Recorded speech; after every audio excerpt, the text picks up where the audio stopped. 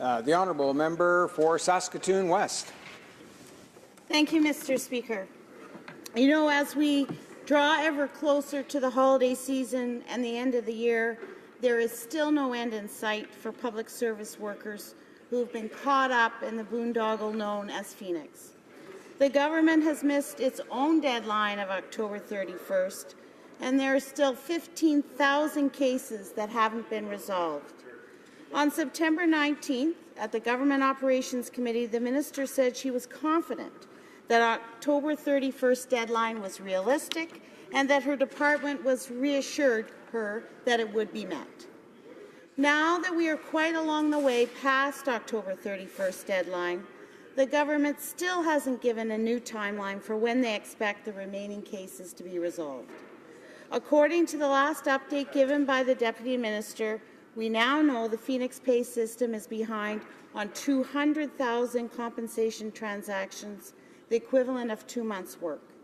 We have heard a lot of rhetoric, or should we say wishful thinking, about getting to a steady state, but all we see is a system that continues to fall behind.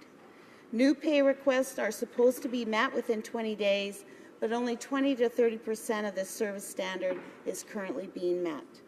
There is another growing concern now as we approach the end of the year, and the government has to start issuing T4s to its employees. The government has given no reassurances that the T4s will be correct. This will put an additional burden on employees who will have to sort out their own T4s with no help from government.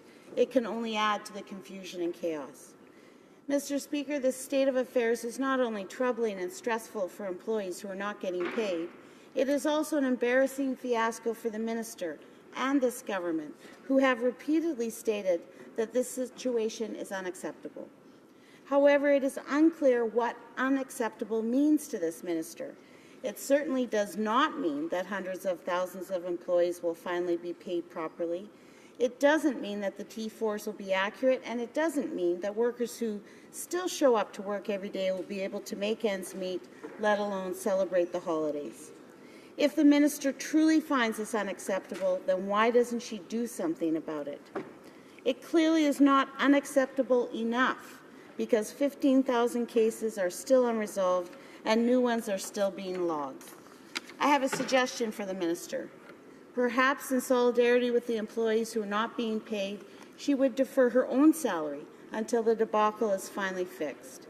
It is a gesture that would signal that the minister does indeed take this problem seriously, and I'm sure the affected employees would appreciate the minister walking a mile in their shoes.